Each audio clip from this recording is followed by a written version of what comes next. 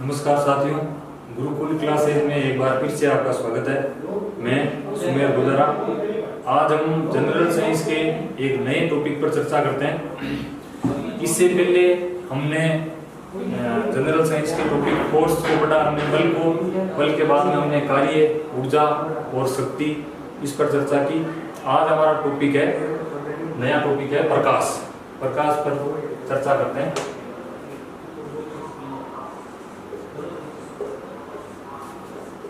प्रकाश, light. प्रकाश क्या होता है, प्रकाश के क्या गुणधर्म है और प्रकाश के डे टू डे लाइफ में किस प्रकार से हम उसका उपयोग करते हैं, इस पर आज हम चर्चा करते हैं। तो सबसे पहले प्रकाश क्या है। प्रकाश एक प्रकार से ऊर्जा होती है और उस ऊर्जा से, प्रकाश से ही हमें वस्तुएं दृष्टिगोचर होती है। सन से जो लाइट आ रही है, प्रकाश आ रहा, वो हमारे आंख के रेटिना पर पड़ता है और उसके बाद में हमारे मस्तिष्क के अंदर जो भी ऑब्जेक्ट है उसकी छवि बनती है और हमें वस्तुएं दिखती है। तो प्रकाश, सबसे पहले मैं एक बार इसकी परिभाषा लिखता हूं। प्रकाश एक प्रकार की ऊर्जा है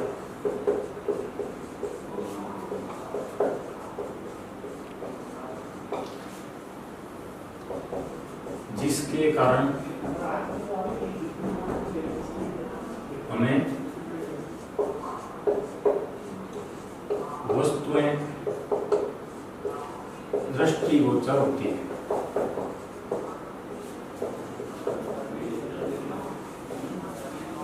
इससे पहले हमने पढ़ा था ऊर्जा के कई रूप होते हैं। यांत्रिक ऊर्जा है, नाभिकीय ऊर्जा है, तापीय ऊर्जा है। तो इसी प्रकार से प्रकाश भी एक प्रकार की ऊर्जा है और ये भी हम पढ़ चुके हैं कि ऊर्जा जिस किसी ऑब्जेक्ट के पास में होती है वो कार्य कर सकता है। तो प्रकाश के पास में भी ऊर्जा होती है, तो प्रकाश से भी हम कार्य कर सकते हैं। किस प्रकार से कार्य करेंगे वो हम लेकर चलते हैं। तो सबसे पहले प्रकाश की अगर हम परिभाषा डिफाइन करते हैं तो प्रकाश एक प्रकार की एनर्जी है जिसके कारण हमें वस्तुएं दिखती है। सन से या जो भी ले रही है हमारे आंख की रेटिना पर पड़ेगी, उसके बाद में मस्तिष्क के अंदर या हमारे मस्तिष्क के अंदर जो भी तंत्रिकाएं होती है उसके द्वारा सिग्नल मस्तिष्क तक जाएगा और फिर हम उस वस्तु को पढ़ते हैं। तो प्रकाश की प्रॉपर्टीज क्या है, प्रकाश की क्या क्या विशेषताएं हैं, वो एक बार नोट करते हैं। तो प्रकाश की विशेषताएं, सबसे पहले प्रकाश की विशेषताओं में प्रकाश एक पॉइंट तो यही लिख सकते हैं, प्रकाश एक प्रकार की ऊर्जा है।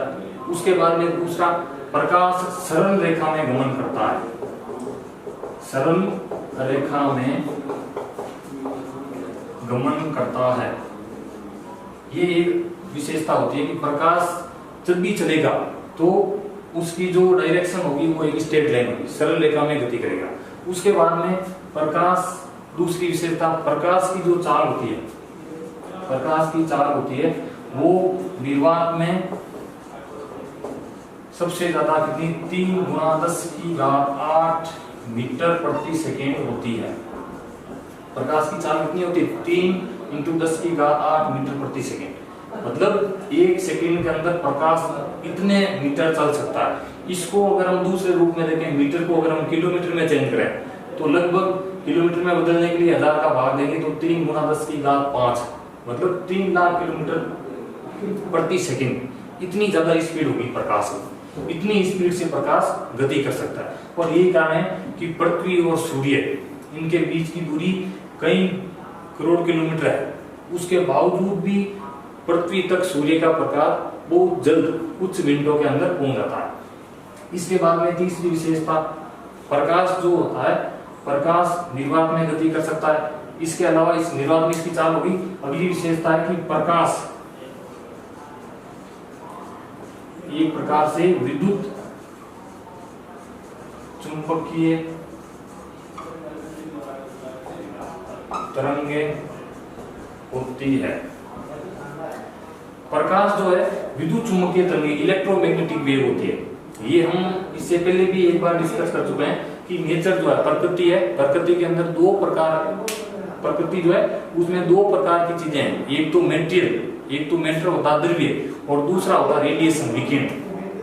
जैसे ये अगर नेचर है तो इसके अंदर दो प्रकार की चीजें आप देखेंगे, एक तो होता है द्रव्य पदार्थ, और एक होता है रेडिएशन, विकिरण। तो द्रव्य जिसका द्रव्यमान होता है, जिसका आयतन होता है, और विकिरण, विकिरण के पास में ये चीजें नहीं होती। विकिरण के पास में दूसरी प्रॉपर्टीज होती है विकिरण की, एक तो होती है आवृत्ति और दूसरी विशेषता होती है विकिरण की तरंगदैर्ध्य। तो प्रकाश जो है एक प्रकार से विकिरण है, और उसकी प्रॉपर्टीज क्या होगी, एक तो उसकी फ्रीक्वेंसी होगी आवृत्ति, और एक उसका वेवलेंथ होगा तरंगदैर्ध्य। और द्रव्य के अंदर तो हम उसकी विशेषता पढ़ते ही हैं, द्रव्यमान होता है, उसके पास में आयतन होता है, और उसके पास में ऊर्जा होती है। दोनों के अंदर कॉमन चीज क्या है, प्रकृति पूरी दो ही चीजों से मिलकर बनी है, एक तो मैटर द्रव्य और दूसरा रेडिएशन विकिरण। उसमें से जो रेडिएशन है दोनों के पास में कॉमन पॉइंट है कि ऊर्जा दोनों के पास में होती है, द्रव्य के पास में भी ऊर्जा होती है और विकिरण के पास में भी ऊर्जा होती है। तो प्रकाश जो है एक प्रकार से विद्युत चुंबकीय तरंग है, इलेक्ट्रोमैग्नेटिक वेव है। इसके बाद में अगली विशेषता, अब चूंकि विद्युत चुंबकीय तरंग है तो इसकी विशेषता आवृत्ति और तरंगदैर्ध्य होती है। अगली जो विशेषता है प्रकाश की तरंगदैर्ध्य कितनी होती है, तो प्रकाश की तरंगदैर्ध्य 400 से लगभग 700 नैनोमीटर की कोटि की होती है। 400 से 700 नैनोमीटर, नैनो का मतलब 10⁻⁻9 मीटर, ठीक है। Nano means 10⁻⁹। अगर आप चाहो तो एंगस्ट्रॉन में भी लिख सकते हो, एंगस्ट्रॉन का मतलब होता है 10⁻10 मीटर। अगली जो विशेषता है लाइट की, प्रकाश की, प्रकाश के द्वारा, प्रकाश से परावर्तन, अपवर्तन, प्रकाश से परावर्तन, अपवर्तन, ध्रुवण, पूर्ण आंतरिक परावर्तन, पूर्ण आंतरिक परावर्तन और भी विवर्तन, बहुत सारी घटनाएं विकसित होती है प्रकाश से। ये सबसे इंपॉर्टेंट, प्रकाश से एक तो रिफ्लेक्शन परावर्तन होता है, अपवर्तन, ध्रुवण, पूर्ण आंतरिक परावर्तन, विवर्तन, व्यतिकरण, ध्रुवण, और भी बहुत सारी घटनाएं हैं जो इससे संबंधित है। इसमें से हम जनरल टॉपिक के अंदर, जनरल साइंस में चूंकि परावर्तन अपवर्तन ये आगे के सिलेबस के लिए बोलना है, तो हम कुछ टॉपिक इससे डिस्कस करते हैं। रिफ्लेक्शन है या रिफ्रैक्शन है, टोटल इंटरनल रिफ्लेक्शन है, इसके बारे में पढ़ते हैं। तो एक बार आप स्क्रीनशॉट ले सकते।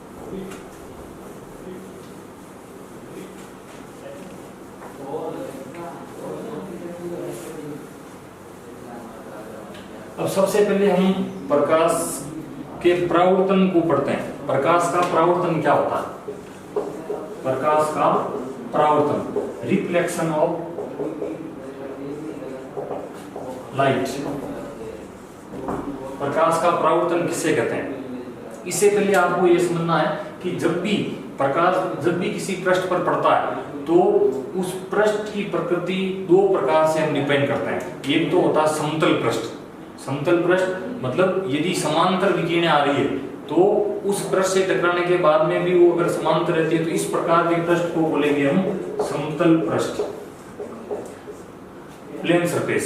और एक होता है खुरदरा पृष्ठ, खुरदरा पृष्ठ या ऊबड़-खाबड़ पृष्ठ बोल सकते हैं, जिसके ऊपर अगर प्रकाश की विकिरणें पड़ती है तो उससे रिफ्लेक्ट होकर के जो विकिरणें जाएगी वो समांतर नहीं होगी, तो उसको बोलेंगे खुरदरा पृष्ठ। तो आपको बार-बार ये वर्ड रिपीट करेंगे हम, प्लेन सरफेस, समतल पृष्ठ। तो सबसे पहले परावर्तन के अंदर परिभाषा में भी हम ये लिखेंगे कि यदि कोई समतल पृष्ठ है और उसके ऊपर प्रकाश की विकिरणें आपतित हो रही है और टकराने के बाद में अगर विकिरणें पुनः उसी माध्यम में चली जाती है तो इस प्रकार की घटना को हम बोलेंगे प्रकाश का परावर्तन। अगर किसी पृष्ठ पर प्रकाश पड़ रहा है और पड़ने के बाद में प्रकाश की विकिरणें उस पृष्ठ से टकरा करके पुनः उसी मीडियम में चली जाती है तो हम कहेंगे, या पुनः उसी डायरेक्शन में चली जाती है तो उसको प्रकाश का परावर्तन बोलते हैं। जैसे इधर से लाइट आ रही है, फ्लैश पड़ रहा है और वो लाइट आकर के यहाँ से टकरा करके वापस इसी डायरेक्शन में जा रही है तो इसको हम बोलेंगे रिफ्लेक्शन। तो रिफ्लेक्शन की परिभाषा क्या हो जाएगी, प्रकाश विकिरणों का किसी पृष्ठ से टकराकर पुनः उसी दिशा में लौट जाना प्रकाश का परावर्तन कहलाता है। प्रकाश का परावर्तन कहलाता है। एक पृष्ठ पर प्रकाश पड़ रहा है, पुनः टकरा करके उसी माध्यम में जा रहा है, इसको हम बोलेंगे reflection of light. Day to day life में हम इसके बहुत सारे एप्लीकेशन पढ़ते हैं। जैसे कोई भी वस्तुएं हमें दिख रही है तो वो परावर्तन के कारण है। सन से लाइट आ रही है। एक चीज और कि जो भी लाइट का सोर्स है, उस लाइट के सोर्स में दो प्रकार के सोर्स है हमारे पास। एक दो नेचुरल सोर्स क्या है, प्रकाश का नेचुरल सोर्स क्या है, तो प्राकृतिक स्रोत जो है वो है सन, सूर्य। सूर्य से हमें प्रकाश प्राकृतिक रूप से प्राप्त होता है। और दूसरा है आर्टिफिशियल सोर्स, कृत्रिम। तो कृत्रिम रूप में हमें जो भी लाइट पड़ रही है, जैसे टॉर्च से लाइट आ रही है, या दूसरा जैसे मान लेते हैं ट्यूबलाइट्स है, एलईडी है, उनसे जो प्रकाश आ रहा है वो हमारा आर्टिफिशियल लाइट्स कहलाएगी। तो प्रकाश के परावर्तन में ये हो गया परावर्तन की परिभाषा। अब हम समतल पृष्ठ पर जब भी प्रकाश पड़ता है, जैसे मैंने ये लिया एग्जांपल, ये कोई पृष्ठ है, ये इस प्रकार से इसके एक साइड में अवरोधक है और यहाँ से कोई प्रकाश की विकिरण आ रही है, ये प्रकाश की विकिरण आ रही है, इस विकिरण को हम बोलते हैं आपतित विकिरण। इसको क्या लिखेंगे, आपतित विकिरण। और ये समतल पृष्ठ कहलाएगा।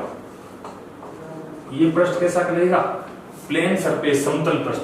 समतल पृष्ठ पर जो विकिरण आ रही है इसको हम बोलेंगे आपतित विकिरण। इस पृष्ठ से टकराने के बाद में ये विकिरण पुनः इसी डायरेक्शन में जा रही है, पुनः टकराने के बाद में उसी दिशा में लौट जाना, या उसी दिशा में या उसी माध्यम में लौट जाना, उसको हम बोलेंगे परावर्तन। यहाँ से आपतित किरण है, इससे टकराने के पश्चात में इसको बोलेंगे हम परावर्तित विकिरण। इसको क्या बोलेंगे, परावर्तित विकिरण। अब ये जो पृष्ठ है, इस पृष्ठ पर अगर हम नॉर्मल बनाते हैं, इस पृष्ठ पर अगर हम 90 डिग्री एंगल बनाते हैं तो इसका 90 डिग्री एंगल इस प्रकार से आएगा। ये इस समतल पृष्ठ का नॉर्मल अभिलंब भाग 90 डिग्री पर, तो इसको हम बोलेंगे अभिलंब। इसको हम क्या बोलेंगे, अभिलंब। तो दो तीन परिभाषा आपको समझ में आनी चाहिए। एक तो आपतित विकिरण, समतल पृष्ठ पर जो प्रकाश पड़ रहा है उसे जो रेज आ रही है उसको हम बोलेंगे आपतित विकिरण। टकराने के पश्चात जो रेज आ रही है उसको हम बोलेंगे परावर्तित विकिरण। और इस समतल पृष्ठ का जो नॉर्मल है 90 डिग्री पर भाग है उसको हम बोलेंगे अभिलंब। अब परावर्तन के जो कि दो नियम है, दोनों नियम क्या उसको एक बार पढ़ते हैं हम। पहला नियम क्या परावर्तन का, पहला नियम ये कहता है कि यदि किसी समतल पृष्ठ पर कोई विकिरण आपतित विकिरण अभिलंब के साथ जितना कोण बनाती है, परावर्तित विकिरण भी अभिलंब के साथ उतना ही कोण बनाएगी। मान लेते हैं कि अभी हमने जो डायग्राम बनाया इसमें आपतित विकिरण अभिलंब के साथ हमने मान लेते हैं 50 डिग्री पर इसको भेजी, तो परावर्तित विकिरण भी अभिलंब के साथ में 50 डिग्री का ही कोण बनाएगी। ये पहला नियम है। आपतन कोण का मान परावर्तन कोण के बराबर होता है, ये परावर्तन का पहला नियम है। आपतन कोण का मान परावर्तन कोण के बराबर होता है। और वो एंगल कहां से मेजर किया जाएगा, अभिलंब के साथ। अभिलंब के साथ आपतित किरण जो कोण बनाएगी उसको हम बोलेंगे आपतन कोण। ये क्या कहलाएगा, आपतन कोण। और ये कहलाएगा परावर्तन कोण। दूसरा नियम है परावर्तन का, वो ये कहता है कि आपतित विकिरण, परावर्तित विकिरण और अभिलंब ये तीनों एक ही तल में स्थित होते हैं, एक ही पृष्ठ में स्थित होते हैं। जैसे ये मैंने मान लेते हैं ये कोई एक सरफेस है, ये कोई एक सरफेस थी और इस पर मान लेते हैं ये विकिरण आपतित हो रही है। ये एक प्रकार का सरफेस है, इसकी लंबाई है, चौड़ाई है। यहाँ से कोई विकिरण आपतित हो रही है, उसके बाद में ये इसका नॉर्मल और परावर्तित विकिरण है। तो आपतित विकिरण, परावर्तित विकिरण और अभिलंब तीनों एक ही पृष्ठ में स्थित है। तो ये आपके परावर्तन का दूसरा नियम कहलाएगा। आपतित विकिरण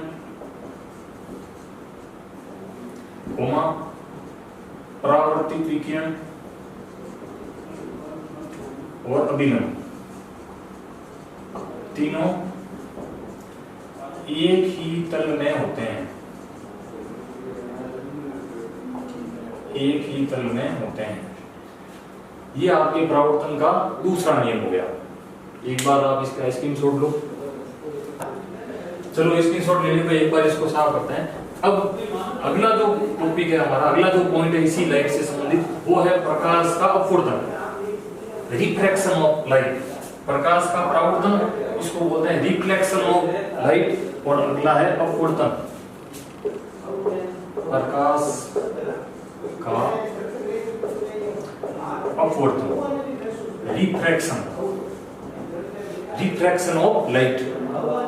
देखो, जब भी किसी ऑब्जेक्ट पर या किसी पृष्ठ पर प्रकाश पड़ता है तो तीन चीजें हो सकती है। जैसे मैंने एक पृष्ठ बनाया और ये प्रकाश की विकिरण आ रही है, तो ये जो प्रकाश की विकिरण है इस पृष्ठ के द्वारा या इस पृष्ठ से टकरा करके वापस जाएगी, या पृष्ठ के अंदर जाएगी, या पृष्ठ से पार होकर के जाएगी, ये इस पर डिपेंड करता है। शॉर्ट में RAT, रिफ्लेक्शन। रिफ्लेक्शन का मतलब परावर्तन। यदि ये प्रकाश की विकिरण इससे टकरा करके वापस जाती है तो इसको बोलते हैं रिफ्लेक्शन। और दूसरा होता है एब्जॉर्प्शन। इसका मतलब होता है अवशोषण। यदि प्रकाश की विकिरण आई और इस पृष्ठ ने अवशोषित कर ली तो उसको बोलेंगे हम अवशोषण। अवशोषण रिफ्लेक्शन का हो गया परावर्तन। और तीसरा है T यानी ट्रांसमिशन। ट्रांसमिशन यानी उसको पार करके चली जाती है, पारगमन। तो किसी भी ऑब्जेक्ट पर प्रकाश जब पड़ता है तो तीन तरीके से, या तो उसे परावर्तित हो सकता है, पृष्ठ अगर पूरा इस प्रकार से है तो वो उसको रिफ्लेक्ट कर देगा। यदि कोई ऑब्जेक्ट इस प्रकार से है कि प्रकाश जो आ रहा है वो पूरा का पूरा सोख लेता है तो उसको हम बोलेंगे अवशोषण। अगर परफेक्टली ब्लैक बॉडी है, या कोई खाली वस्तु है, तो वो प्रकाश को अवशोषित कर लेती है। परावर्तन तो अभी हमने देख लिया। इसके बाद में जो टॉपिक ले रहे हैं प्रकाश का अपवर्तन, वो इस पर परिभाषित है, ट्रांसमिट हो जाना। पारगमनित अगर प्रकाश होता है तो उससे संबंधित टर्म्स है हमारा अपवर्तन। क्या होगा अपवर्तन? जब भी प्रकाश एक माध्यम से दूसरे माध्यम में गति करता है तो प्रकाश अपने मार्ग से विचलित हो जाता है, या अपने पथ से विचलित होता है। इस घटना को हम बोलते हैं प्रकाश का अपवर्तन। तो एक बार मैं परिभाषा लिखता हूं। जब प्रकाश विकिरण एक माध्यम से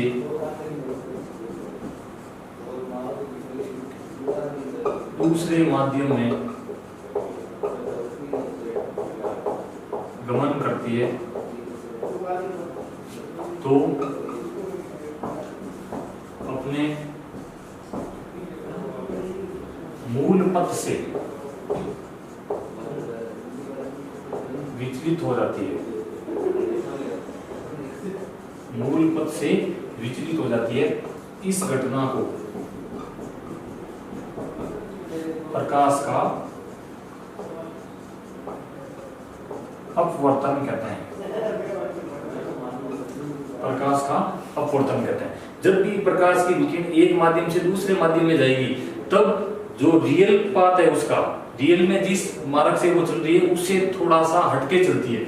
इस घटना को हम बोलते हैं प्रकाश का अपवर्तन। और ऐसा क्यों होता है? ऐसा इसलिए होता है कि एक माध्यम में प्रकाश की चाल फिक्स होती है, उस माध्यम से जैसे ही दूसरे माध्यम में प्रकाश जाएगा तो उसकी चाल में परिवर्तन होगा, या तो उसकी चाल बढ़ेगी या घटेगी। ये तो हम सीधा रोड पर चल रहे हैं और उस रोड पर कोई बाइक चला रहे हैं, उसकी स्पीड बहुत ज्यादा होती है। अचानक से अगर कच्ची रोड आ जाती है या रेत आ जाती है तो वहां पर बाइक की स्पीड कम हो जाती है। इसी प्रकार से जब भी प्रकाश एक माध्यम में चल रहा है तो उसकी स्पीड फिक्स है। एक माध्यम से जैसे ही दूसरे माध्यम में प्रकाश एंटर करेगा तो उसकी स्पीड या तो बढ़ सकती है या घट सकती है। इसके आधार पर उसके मार्ग में परिवर्तन होगा, उसकी जो डायरेक्शन है चलने की उसमें थोड़ा सा चेंज आएगा, और उसी घटना को हम बोलेंगे प्रकाश का अपवर्तन। और ये किस प्रकार से होगा? इसके लिए सबसे पहले यदि प्रकाश सघन माध्यम से विरल माध्यम में प्रवेश करता है, सघन माध्यम से विरल माध्यम में प्रवेश करता है तो प्रकाश की विकिरण अविलंब से दूर हटती है। ये चीज नोट करना आप। जब भी प्रकाश सघन माध्यम से विरल माध्यम में प्रवेश करता है तो प्रकाश की विकिरण अविलंब से दूर हटती है। और यदि प्रकाश की विकिरण विरल माध्यम से सघन माध्यम में प्रवेश करती है विरल माध्यम से सघन माध्यम में प्रवेश करती है तो प्रकाश की विकिरण अभिलंब की ओर मुड़ती है। तो सबसे पहले मैं एक बार इसको शॉर्ट में लिख देता हूं। विरल से अगर सघन में एंट्री होती है प्रकाश की, विरल से सघन में, तो अभिलंब की ओर मुड़ेगी। और यदि सघन से विरल में प्रकाश चलता है तो सघन से विरल में जाएगा तो प्रकाश की विकिरण अभिलंब से दूर हटेगी, अभिलंब से दूर हटेगी।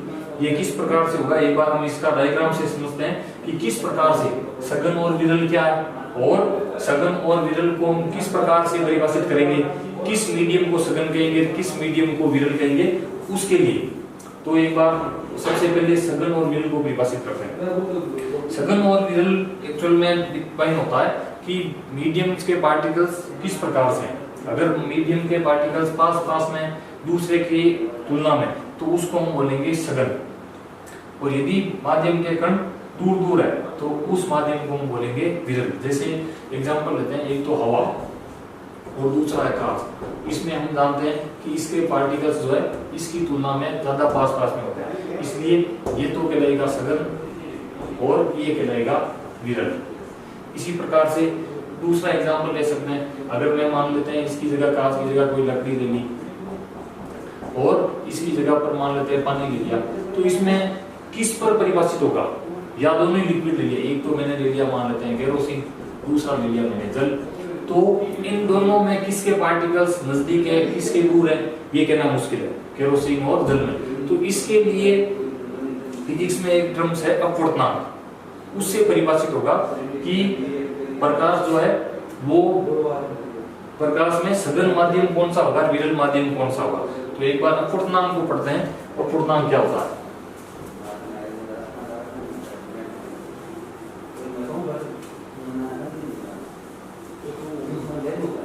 अपवर्तनांक होता है दो माध्यमों में प्रकाश की चाल का अनुपात, दो माध्यमों में प्रकाश की चाल का अनुपात अपवर्तनांक बराबर होता है निर्वात में प्रकाश का वेग बटे माध्यम में प्रकाश का वेग। इनका अनुपात जो होता है वो कहलाता है अपवर्तनांक, रिफ्लेक्टिव इंडेक्स। अपवर्तनांक को से रिप्रेजेंट करते हैं।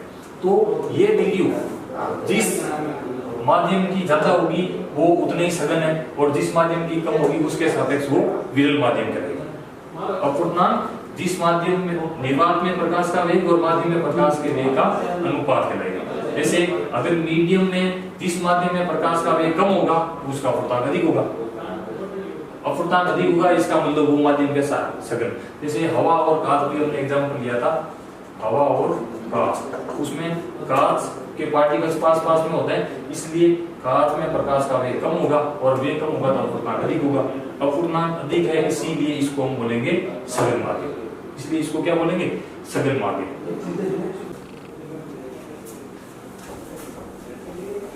अब देखो एक बार वापस इसका डायग्राम बनाते हैं कि किस प्रकार से प्रकाश की विकिरण अभिलंब की ओर जाएगी और किस प्रकार से अभिलंब से दूर हटेगी। जैसे मान लेते हैं ये कोई एक कांच की इसलिए या कांच का कोई मीडियम है और ये हवा है, और इस कांच का जो ये पृष्ठ लिया है इसका हम मान लेते हैं ये अभिलंब है।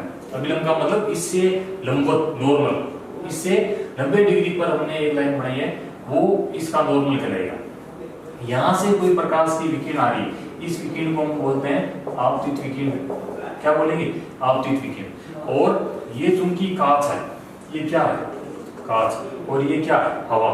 ये माध्यम एक और ये माध्यम दो, तो एक माध्यम से दूसरे माध्यम में प्रकाश की विकिरण चल रही है। इस नॉर्मल को मैं थोड़ा बड़ा कर रहा हूं इस प्रकार से। तो एक माध्यम से दूसरे माध्यम में जब प्रकाश की किरण चलेगी तो एक्चुअल में इसको जाना तो इस प्रकार से चाहिए, वास्तविक डायरेक्शन तो ये होगी, ये विकिरण आ रही है इसको सीधा इस प्रकार से जाना चाहिए, लेकिन चूंकि माध्यम चेंज हो गया, ये सघन सॉरी ये हवा विरल माध्यम है और ये कांच सघन माध्यम है, तो विरल से सघन में किस प्रकार से चलती है विकिरण, विरल से सघन में। तो विरल से सघन में जब भी कोई प्रकाश की विकिरण चलती है तो उसकी डायरेक्शन अभिलंब की ओर हो जाती है। तो ये जो प्रकाश की विकिरण है सीधी नहीं चल करके अभिलंब की ओर मुड़ जाती है, इसको हम लिखेंगे अपवर्तित विकिरण। अपवर्तित हो गया ये, इसलिए अपवर्तित विकिरण। और ये इसका अभिलंब है, ये क्या है अभिलंब। तो ये विकिरण अभिलंब की ओर मुड़ गई, अभिलंब इसका ये है, तो ये विकिरण जाना तो इस प्रकार से चाहिए, लेकिन अभिलंब की ओर मुड़ गई, इसकी डायरेक्शन ये होगी। और यदि मान लेते हैं कि सघन से विरल में कोई प्रकाश की विकिरण एंटर कर रही है, किसमें, ये तो विरल से सघन था, सघन से विरल में चल रही है, जैसे कांच है ये, और कांच से हवा में चल रही है, तो हम डायरेक्शन ये बना लेते हैं, ये कांच है और ये हवा है, ये इसका मान लेते हैं नॉर्मल है अभिलंब। तो ये प्रकाश की विकिरण कांच है, कांच में से होकर गई, ये अभिलंब। तो प्रकाश की विकिरण को जाना तो इस प्रकार से चाहिए, इसकी एक्चुअल में डायरेक्शन तो ये होनी चाहिए, लेकिन चूंकि मीडियम चेंज हो गया, ये कांच दूसरा हवा, तो कांच और हवा में हवा विरल है, हवा क्या विरल। तो सघन से जब विरल में प्रकाश की विकिरण चलती है तो अभिलंब से दूर हटती है, तो डायरेक्शन ये थी, और अभिलंब ये है, इससे दूर हट के इस प्रकार से जाएगी, तो ये इससे दूर हट रही है और ये इसकी तरफ आ रही है। तो ये डायरेक्शन आपको समझनी है कि अपवर्तन में क्या होता है, जब भी प्रकाश की विकिरण एक माध्यम से दूसरे माध्यम में एंटर करती है, तो वो विकिरण या तो अभिलंब की ओर मुड़ती है, अभिलंब की टुवर्ड्स नॉर्मल, या हम कहेंगे अवे फ्रॉम नॉर्मल, अभिलंब से दूर हटना। ये दो घटनाएं आपको याद रखना। इसके बाद में इसी पर आधारित स्नेल ने एक नियम दिया था अपवर्तन पर आधारित, स्नेल का नियम। स्नेल का नियम क्या कहता है कि यदि आप प्रकाश के अपवर्तन को पढ़ रहे हैं तो उसमें ये जो कोण है, आपतित किरण अभिलंब के साथ में कोण बनाती है, उसको बोलते हैं इंसिडेंट एंगल, आई से रिप्रेजेंट करते हैं। और ये जो कोण बन रहा है, अपवर्तित किरण जो अभिलंब के साथ में कोण बना रही है, उसको हम अपवर्तन कोण या परावर्तित कोण जो भी कह सकते हैं, उसको हम स्मॉल आर से रिप्रेजेंट करते हैं। तो स्नेल का नियम कहता है कि दोनों की ज्या का अनुपात सदैव नियत रहता है। साइन आई, ज्या का मतलब साइन थीटा का अनुपात लेंगे sine I upon sine R, इसका अनुपात हमेशा नियतांक होता है या नियत होता है। वो नियतांक कितना होता है तो उस पदार्थ के अपवर्तनांक पर निर्भर करता है। तो स्नेल का नियम क्या है, sine I upon sine R बराबर कांस्टेंट, उसके लिए, और वो कांस्टेंट कितना होगा तो उस मीडियम का अपवर्तनांक कितना है, उस मीडियम का अपवर्तनांक कितना, इसको आप इस रूप में भी लिख सकते हो। ये मीडियम फर्स्ट है, ये मीडियम सेकंड है। मीडियम फर्स्ट में प्रकाश का वेग v1 है, इसका मान लेते हैं v2 है। तो इस नियम को इस प्रकार से भी लिखा जा सकता है, sine I upon sine R बराबर वेग है v1 बटे v2, और v1 बटे v2 का अनुपात। अब अपवर्तन कहां हो रहा है, किस मीडियम में हो रहा है, मीडियम 2 में। तो मीडियम 2 पहले लिखेंगे अपवर्तनांक, जैसे मान लेते हैं इसका अपवर्तनांक है, मान लेते हैं n2 और इसका n1, तो n2 अपॉन n, या इसको शॉर्ट में लिख सकते हैं n21। अपवर्तनांक किसका, माध्यम 2 का, किसके सापेक्ष, माध्यम 1 के सापेक्ष। शॉर्ट में लिखने का तरीका ये n21, या इसको इस रूप में भी लिख सकते हैं n2 अपॉन n1। और इनका जो अनुपात है सदैव v1 बटे v2 और sin i upon sin r के बराबर। कई बार कंपटीशन में इससे संबंधित क्वेश्चन पूछा जाता है न्यूमेरिकल, कि माध्यम में प्रकाश की चाल ये है, दूसरे माध्यम में चाल ये, पहले का अपवर्तनांक कितना तो दूसरे का अपवर्तनांक ज्ञात कीजिए, इस फॉर्मूले से ज्ञात कर सकते हैं। ये अनुपात क्या कहता है कि इस आपतन कोण का मान जितना अधिक हो गया, अपवर्तन कोण का मान उसी अनुपात में बदलेगा। जिस अनुपात में इसको बदलने, उसी अनुपात में r का मान भी डिफाइन होगा, क्योंकि दोनों का अनुपात फिक्स रहेगा, नियत रहेगा। ये है आपका प्रकाश का अपवर्तन। और इसकी दैनिक जीवन में बहुत सारे एग्जांपल्स देखते हैं कि मान लेते हैं कोई बाल्टी है, उसका पिंडा आपको ऊपर उठा हुआ दिखता है, या दूसरा एग्जांपल, कई बार आप जैसे गिलास के अंदर पेंसिल रखते हैं, पेंसिल आपको मुड़ी हुई दिखती है। मुड़ी हुई दिखने का रीजन भी क्या है, प्रकाश का अपवर्तन। क्यों, क्योंकि आप उसको पानी भरा हुआ है, पानी के अंदर मान लेते हैं उसके अंदर पेंसिल रखी हुई है, उसको आप बाहर से देख रहे हैं हवा से, और हवा से प्रकाश की विकिरण पानी में एंटर कर रही है।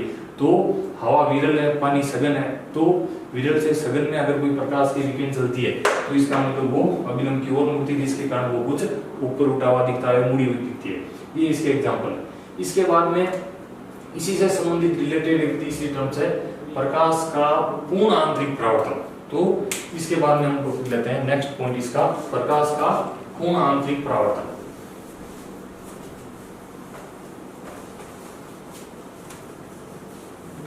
तो नेक्स्ट टॉपिक है हमारा पूर्ण आंतरिक परावर्तन, टोटल इंटरनल रिफ्लेक्शन।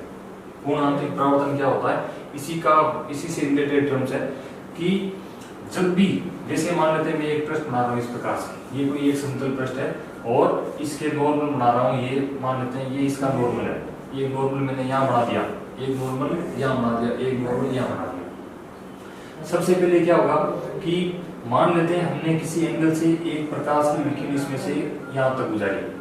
पूर्ण आंतरिक परावर्तन की पहले तो परिभाषा समझते हैं। पूर्ण आंतरिक परावर्तन में क्या होगा, जब भी कोई प्रकाश की विकिरण सघन माध्यम से विरल माध्यम में प्रवेश करती है, सघन माध्यम से विरल माध्यम में प्रवेश करती है, तो एक निश्चित कोण के पश्चात वो प्रकाश की विकिरण पुनः उसी माध्यम में वापस आ जाती है। उस घटना को हम बोलते हैं पूर्ण आंतरिक परावर्तन।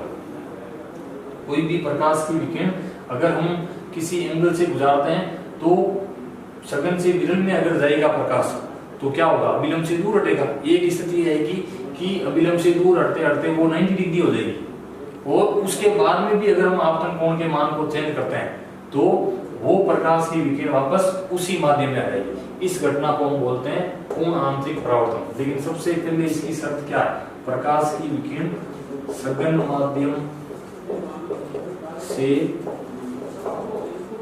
विरल माध्यम में जानी चाहिए। ये पहली शर्त है इसकी कि प्रकाश की विकिरण किस में से होकर जानी चाहिए, सघन से विरल में, क्योंकि हम पढ़ चुके हैं कि सघन से विरल में जाएगा तभी लाइट का क्या होगा, अभिलंब से वो दूर हटेगी। तो ये मैंने अभिलंब बढ़ा दिया n1, मान लेते हैं इसका n2, ये है n3, ये है n4, और ये सघन माध्यम है। ये कैसा माध्यम है, सघन, और ये माध्यम कैसा, ये पूरा विरल, इधर सघन। ये मैंने कोई एक पृष्ठ लिया इस प्रकार से, ये प्रकाश की विकिरण है, वो मैंने कुछ एंगल से गुजारी, तो ये इसको जाना तो इस प्रकार से चाहिए, लेकिन चूंकि सघन से विरल में जा रही है इसलिए अभिलंब से दूर हट करके इस प्रकार से इसकी डायरेक्शन हो जाएगी। इसके बाद में मैंने कोण इसका थोड़ा सा और बढ़ा दिया, कोण बढ़ा करके मान लेते हैं मैंने इसको यहाँ से गुजारा, ये जो कोण था इससे कोण ज्यादा करके यहाँ से इस प्रकाश की विकिरण को गुजारा, तो ये कोण इसका और बढ़ गया। नॉर्मल के साथ में पहले जितना कोण था उससे और ज्यादा बढ़ करके कोण ये हो गया। अब हम थोड़ा सा कोण, आपतन कोण का मान और बढ़ाते हैं, आपतन कोण का मान और बढ़ाते हैं, तो हम देखते हैं कि वो प्रकाश की परावर्तित विकिरण जो है या अपवर्तित विकिरण है वो डायरेक्टली इस समतल पृष्ठ के समांतर हो जाती है, समतल पृष्ठ के समांतर हो जाती है। यानी इस नॉर्मल के साथ में वो कितना डिग्री कोण बना देती है, 90 डिग्री। नॉर्मल के साथ में कितना कोण बना देगी, 90 डिग्री। और उसके बाद में भी अगर हम आपतन कोण के मान को बढ़ाते हैं, उसके बाद में जैसे मैंने ये सपोज मान लेते हैं ये हमने कोण लिया था 40 डिग्री, यहाँ पर मैंने लिया 50, इसके बाद में ये कोण ले लिया मैंने मान लेते हैं 60 डिग्री, और इसके बाद में 60 डिग्री के बाद में मान लेते हैं हमने 65 डिग्री पर कोई प्रकाश की विकिरण आपतित कर रही, और या 60 के जस्ट बाद में 61 डिग्री पर भी कोई प्रकाश की विकिरण आपतित होती है, तो तुरंत क्या होगा, ये जो प्रकाश की विकिरण है आपतित विकिरण इस पर से टकरा करके उन्हें इसी माध्यम में लौट जाती है। इस घटना को हम बोलते हैं टोटल इंटरनल रिफ्लेक्शन, पूर्ण आंतरिक परावर्तन। तो परिभाषा वापस डायग्राम से समझते हैं क्या हो जाएगी, जब भी कोई प्रकाश की विकिरण एक निश्चित कोण पर गुजारते हैं किसी पृष्ठ में से, तो परावर्तित विकिरण पुनः उसी माध्यम में लौट जाती है। इस घटना को हम बोलते हैं पूर्ण आंतरिक परावर्तन। पूर्ण आंतरिक परावर्तन में एक और टर्म परिभाषित होगी जिसको हम लिखते हैं क्रांतिक कोण। कई बार पूछा जाता है क्रांतिक कोण क्या होता है, क्रिटिकल एंगल। क्रिटिकल एंगल, क्रांतिक कोण होता है कि वह निश्चित आपतन कोण जिस पर परावर्तित विकिरण या अपवर्तित विकिरण नॉर्मल के साथ 90 डिग्री कोण बना लेती है, उस पर्टिकुलर आपतित कोण को हम बोलेंगे क्रांतिक कोण। जैसे मैंने 40 डिग्री पर गुजारा तो प्रकाश की विकिरण यहाँ से गई, फिर मैंने 50 डिग्री पर गुजारा प्रकाश की विकिरण यहाँ से गई। जैसे ही मैंने इसको 60 डिग्री किया, 60 डिग्री करते ही ये अभिलंब के साथ में 90 डिग्री कोण बना के इस समतल के पैरेलल हो गई, समांतर हो गई, तो इस पर्टिकुलर एंगल को हम क्या बोलेंगे, क्रिटिकल एंगल। और ये अलग अलग माध्यम के लिए अलग अलग हो सकता है। अगर आप सघन माध्यम में क्या ले रहे हैं, कास ले रहे हैं या कोई दूसरा कोई मीडियम ले रहे हैं, तो उसके आधार पर क्रांति कोण का मान अलग अलग होता है। अलग अलग पदार्थों के लिए क्रिटिकल एंगल अलग अलग होता है। तो क्रांति कोण की परिभाषा क्या होगी, वह निश्चित आपतन कोण जिस पर अपवर्तित विकिरण अभिलंब के साथ 90 डिग्री कोण बना लेती है, उसको हम बोलेंगे क्रांति कोण। और क्रांति कोण के जस्ट बाद अगर हम कोण का मान बढ़ाते हैं, क्रांति कोण के उससे हमने उससे ज्यादा 1 डिग्री भी कोण का मान बढ़ाया, तो परावर्तित या अपवर्तित विकिरण जो है उन्हें उसी माध्यम में लौट जाती है। इस घटना को हम बोलते हैं पूर्ण आंतरिक परावर्तन। और इसका सबसे अच्छा एग्जांपल माना जाता है, पूर्ण आंतरिक परावर्तन का एग्जांपल होता है हीरा। हीरा जो है वो इतना ज्यादा चमकता है, उसकी चमक सबसे अलग होती है। उसका रीजन क्या है, उसका रीजन ये है कि हीरे की जब भी मैन्युफैक्चरिंग होती है, हीरा जब भी बनाया जाता है, तो उसकी फलक, उसके जो पृष्ठ है वो इस प्रकार से डिजाइन किए जाते हैं कि उसमें से अगर प्रकाश पड़ता है तो प्रकाश के पड़ने के बाद में वो प्रकाश की विकिरण उस पृष्ठ से टकरा करके अन्य पृष्ठों पर उसके अंदर ही अंदर घूमती रहती है, बाहर नहीं आ सकती। क्यों? क्योंकि वहां पर हीरे के अंदर उस प्रकाश की विकिरण का बार बार क्या हो रहा है, पूर्ण आंतरिक परावर्तन हो रहा है। जैसे ये मैंने एक पृष्ठ बनाया इस प्रकार से, ये प्रकाश की विकिरण मैंने यहाँ से गुजारी, ये प्रकाश की विकिरण यहाँ आई, यहाँ से टकराने के बाद यहाँ गई, फिर यहाँ गई, फिर यहाँ गई, फिर यहाँ गई, ऐसे इसके अंदर ही अंदर ये प्रकाश की विकिरण घूमती रहती है। तो प्रकाश जितना अंदर घूमेगा उतनी लाइट ज्यादा होगी, उतनी ब्राइटनेस उसकी ज्यादा रहेगी, जिसके कारण हीरा चमकता है। तो ये इसका सबसे अच्छा एग्जांपल है पूर्ण आंतरिक परावर्तन का हीरा। इसके अलावा भी एग्जांपल है, जैसे मरीचिका देखते हैं रेगिस्तान के अंदर, रोड पर कई बार गर्मी के दिनों के अंदर आपको पानी दिखता है, उसका भी रीजन है टोटल इंटरनल रिफ्लेक्शन। अब उसको हम एक्सप्लेन भी कर सकते हैं, लेकिन उतना हमारे इतना सिलेबस में नहीं है, तो केवल आपको एग्जांपल याद रखना है, हीरा है या मरीचिका है या ऑप्टिकल फाइबर, प्रकाशीय तंतु, प्रकाशीय तंतु। ये भी अभी मॉडर्न टाइम के अंदर इसका बहुत ज्यादा उपयोग हो रहा है कि ऑप्टिकल फाइबर जो केबल्स होती है उसमें जो भी सिग्नल, जो भी इलेक्ट्रिकल सिग्नल या इलेक्ट्रोमैग्नेटिक वेव भेजी जाती है, उसमें उसका बार बार टोटल इंटरनल रिफ्लेक्शन होता है। वो बहुत ही कम सेकंड के अंदर बहुत ज्यादा डाटा जो है एक जगह से दूसरी जगह पर हम ट्रांसफर कर सकते हैं इसके द्वारा, ऑप्टिकल फाइबर के द्वारा। और ऑप्टिकल फाइबर किस पर आधारित है, तो पूर्ण आंतरिक परावर्तन पर आधारित है। तो ये हमारा है टोटल इंटरनल रिफ्लेक्शन। इसके बाद में हम प्रकाश से संबंधित इससे रिलेटेड ही दूसरी टर्म पढ़ते हैं, वो है हमारा वर्ण विक्षेपण। तो एक बार आप इसका स्क्रीनशॉट लो। नेक्स्ट है वर्ण विक्षेपण।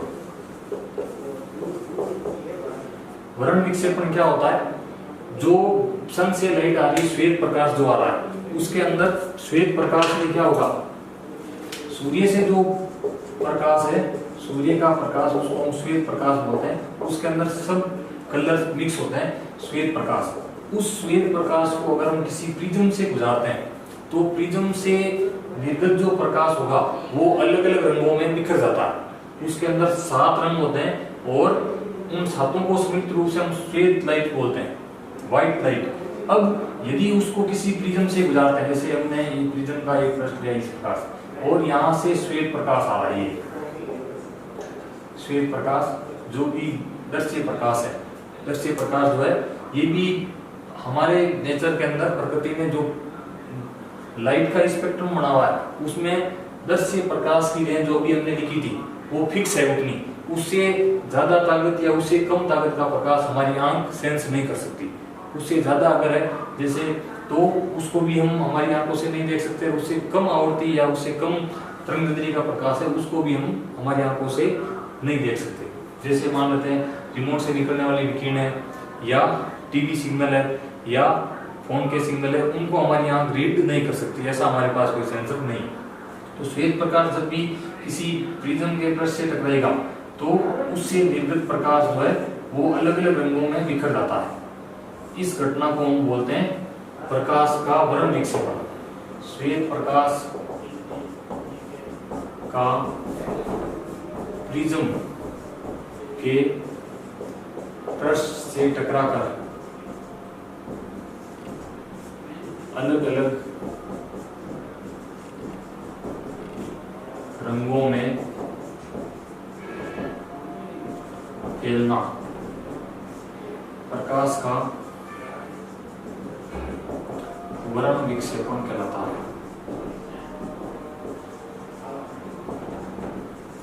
और ये जो 7 रंग है उनका क्रम भी फिक्स है। बैंगनी, इसको शॉर्ट में लिखते हैं विग्योर, VIGGYOR, 1 2 3 4 5 6 और 7। ये होता है वायलेट यानी बैंगनी रंग, इंडिगो यानी जामुनी, ब्लू यानी नीला, ग्रीन हरा, येलो पीला, और ऑरेंज होता नारंगी, और ये होता लाल। तो जब भी श्वेत प्रकाश किसी प्रिज्म से होकर गुजरता है तो श्वेत प्रकाश से निर्गत प्रकाश जो होगा वो अलग अलग रंगों में फैल जाता है, बिखर जाता है। इस घटना को हम बोलते हैं प्रकाश का वर्ण विक्षेपण। और सबसे नीचे जो रंग आएगा वो होगा बैंगनी, और सबसे ऊपर जो रंग रहेगा वो रहेगा लाल। ये भी इस प्रकार से होगा, इनकी भी ताकत के आधार पर, इनकी तरंगदैर्ध्य और इनकी आवृत्ति के आधार पर कुछ विकिरणें या कुछ प्रकाश के जो कलर है वो तो ज्यादा बैंड हो रहे हैं। इसका जो एंगल बन रहा है, जैसे ये प्रकाश की विकिरण, इनके साथ में सबका एंगल अलग अलग, कुछ ये एंगल बन रहा है, किसी का ये एंगल, किसी का ये एंगल। तो विक्षेपण भी है अलग अलग एंगल पर अलग अलग हो रहा है, क्योंकि बैंगनी रंग की जो आवृत्ति होती है वो सबसे ज्यादा होती है और लाल रंग की आवृत्ति सबसे कम होती है। यहाँ हम ये कह सकते हैं कि बैंगनी रंग का तरंगदैर्ध्य कम और लाल रंग का तरंगदैर्ध्य अधिक होता है, क्योंकि एक फॉर्मूला होता है तरंगदैर्ध्य और आवृत्ति, इसका जो गुणा होता है वो 4 या वेग के बराबर होता है। प्रकाश की जो चाल होती है 3 × 10⁸ होता है, और अगर आपके पास में आवृत्ति है तो उसका भाग लेकर के आप वेग में भाग लेकर के आवृत्ति ज्ञात कर सकते हैं, आवृत्ति है तो वेग में भाग लेकर के आप तरंगदैर्ध्य ज्ञात कर सकते हैं। तो इसके आधार पर बैंगनी रंग का तरंगदैर्ध्य बैंगनी रंग की आवृत्ति सबसे अधिक, लाल रंग की आवृत्ति सबसे कम होती है। और बैंगनी रंग से ऊपर का जो प्रकाश है, बैंगनी रंग से ज्यादा आवृत्ति का प्रकाश हमारी आंख सेंस नहीं कर सकती, इसलिए वायलेट से ऊपर अल्ट्रा वायलेट जिसको हम बोलते हैं पराबैंगनी जो विकिरणें होती है उनकी ताकत और भी ज्यादा होती है, उनके पास में ताकत और भी ज्यादा होती है। और रेड सबसे नीचे के क्रम में आ रहा रेड प्रकाश जो है उसकी ताकत कम होती है, उसकी तरंगदैर्ध्य अधिक होती है, उससे नीचे का प्रकाश भी हमारी आंख सेंस नहीं कर सकती, इसलिए उससे कम के प्रकाश को बोलते हैं इंफ्रारेड। क्या बोलेंगे? इंफ्रारेड अवरक्त विकिरण। तो अवरक्त विकिरणें भी हमारी आंखों से हम नहीं देख सकते। तो ये इसका क्रम रहेगा श्वेत प्रकाश में बैंगनी, जामुनी, नीला, हरा, पीला, नारंगी और लाल। और इनकी ताकत के आधार पर इनको अलग अलग परिभाषित करते हैं। इसकी बैंगनी रंग की जो तरंगदैर्ध्य होती है सबसे कम और लाल रंग की तरंगदैर्ध्य सबसे अधिक। क्यों? क्योंकि आवृत्ति और तरंगदैर्ध्य का गुणनफल फिक्स होता है। तो आवृत्ति जिस किसी भी कलर की अधिक होगी तो हम कहेंगे उसका तरंगदैर्ध्य कम है, और जिसका तरंगदैर्ध्य अधिक होगा उसकी आवृत्ति कम रहेगी। कोई भी ऑब्जेक्ट है तो उसका जो रंग होता है, कलर जो होता है, वो वास्तव में कोई कलर नहीं होता है किसी भी ऑब्जेक्ट का। और कलर डिफाइन कैसे होता है? जैसे किसी ऑब्जेक्ट पर प्रकाश पड़ रहा है, सन से लाइट आ रही है, श्वेत प्रकाश आ रहा है, श्वेत प्रकाश में 7 ही रंग है, लेकिन यदि आपको वो ऑब्जेक्ट रेड दिख रहा है, आपको वो ऑब्जेक्ट कैसा दिख रहा है? रेड। इसका मतलब 7 प्रकाश 7 रंगों में से 6 रंगों का तो उसने अवशोषण कर लिया और लाल प्रकाश को वो वापस रिफ्लेक्ट कर रहा, परावर्तित कर रहा। तो हमारे आंख पर कौन सा प्रकाश आ रहा? लाल। इसीलिए वो बॉडी आपको कैसी दिखेगी? लाल। इसी प्रकार से मान लेते हैं आपको कोई ग्रीन दिख रहा है, कोई ग्रीन शर्ट पड़ा है, इसका मतलब उस शर्ट पर प्रकाश की विकिरणें सब आ रही है, बैंगनी प्रकाश भी आ रहा, जामुनी भी आ रहा, नीला, हरा, ये सब प्रकाश ऊपर पड़ रहे हैं, लेकिन वो बाकी विकिरणों का अवशोषण कर लेता है और केवल जो प्रकाश रिफ्लेक्ट करता है, परावर्तित करता है, वही हमारे आंख पर पड़ता है। इसीलिए उसका कलर हम वही फिक्स करते हैं। तो रंग एक्चुअल में कोई नहीं होता, लेकिन जो प्रकाश विकिरणों का, जो ऑब्जेक्ट जिस विकिरणों का उत्सर्जन करेगा वो उसी प्रकार से देखा जाएगा कलरों का। प्राथमिक कलर जो होते हैं, प्राथमिक रंग जो होते हैं वो होते हैं नीला, हरा और लाल। और इसके बाद में गौण दूसरे प्रकार के रंग होते हैं, जैसे इनसे मिलकर जो दूसरे कलर बनते हैं उसको हम बोलते हैं गौण रंग। जैसे मान लेते हैं हरा और लाल, इसको मिलकर के अगर पीला बनता तो उसको हम बोलेंगे गौण रंग। उसको क्या बोलेंगे? कोण में। तो इस प्रकार से आपके समझ में आया होगा ये कि प्रकाश का वर्ण विक्षेपण क्या होता है, प्रकाश का कोणांतरिक परावर्तन क्या होता है, प्रकाश का अपवर्तन क्या है और प्रकाश का परावर्तन क्या होता है, परावर्तन के नियम क्या होते हैं। तो आज के लिए बस इतना ही, बाकी नेक्स्ट वीडियो में करेंगे हम। और जितने भी चैनल को देख रहे हैं, वीडियो देख रहे हैं, वो एक बार लाइक करें, सब्सक्राइब करें और ज़्यादा से ज़्यादा वीडियो को शेयर करें। धन्यवाद।